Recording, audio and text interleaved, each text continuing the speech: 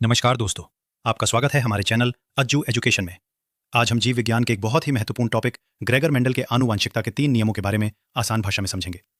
इन नियमों को समझकर आप ये जान पाएंगे कि माता पिता के गुण संतानों में कैसे पहुंचते हैं।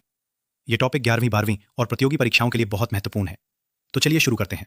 भाग 1, आनुवांशिकता क्या है। सबसे पहले समझते हैं कि आनुवांशिकता क्या होती है। आनुवांशिकता वो प्रक्रिया है जिसके द्वारा माता पिता के गुण उनकी संतानों में स्थानांतरित होते हैं। जैसे बच्चे का रंग, बालों का प्रकार, आंखों का रंग, ऊंचाई, ये सभी गुण माता पिता से संतानों में जाते हैं। इन गुणों के स्थानांतरण का अध्ययन जेनेटिक्स कहलाता है। इस विषय का वैज्ञानिक अध्ययन सबसे पहले ग्रेगर मेंडल ने किया था। इन्हें जेनेटिक्स का जनक कहा जाता है। मेंडल का प्रयोग। मेंडल ने अपने प्रयोग पिजम सैटिवम, मटर के पौधे पर किए। उन्होंने मटर के पौधे इसलिए चुने क्योंकि मटर के पौधे आसानी से उगते हैं, इनके गुण स्पष्ट दिखाई देते हैं, इनका जीवन चक्र छोटा होता है। मेंडल ने लगभग 7 प्रकार के गुणों का अध्ययन किया। उदाहरण, पौधे की ऊंचाई, फूल का रंग, बीज का आकार, बीज का रंग। इन प्रयोगों के आधार पर मेंडल ने आनुवांशिकता के 3 नियम दिए। मेंडल के आनुवांशिकता के 3 नियम।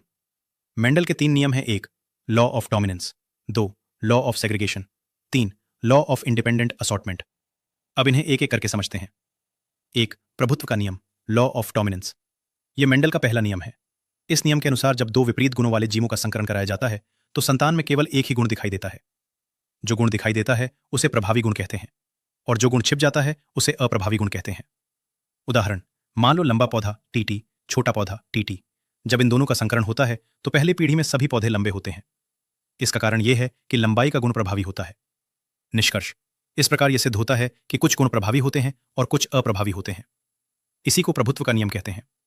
2, पृथक्करण का नियम, लॉ ऑफ सेग्रीगेशन। यह मेंडल का दूसरा नियम है।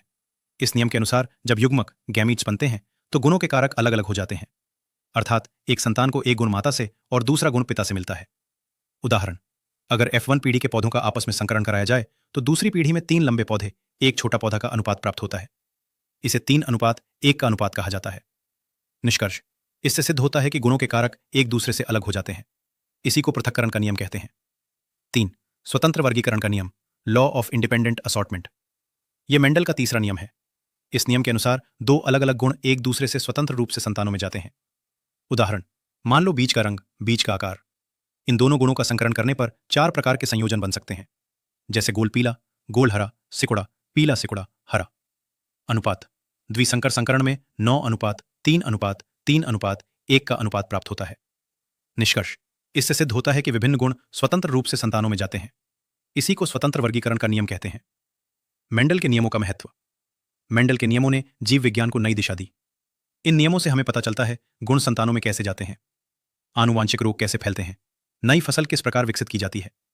आज आधुनिक आनुवांशिकी का आधार भी मेंडल के नियम ही हैं।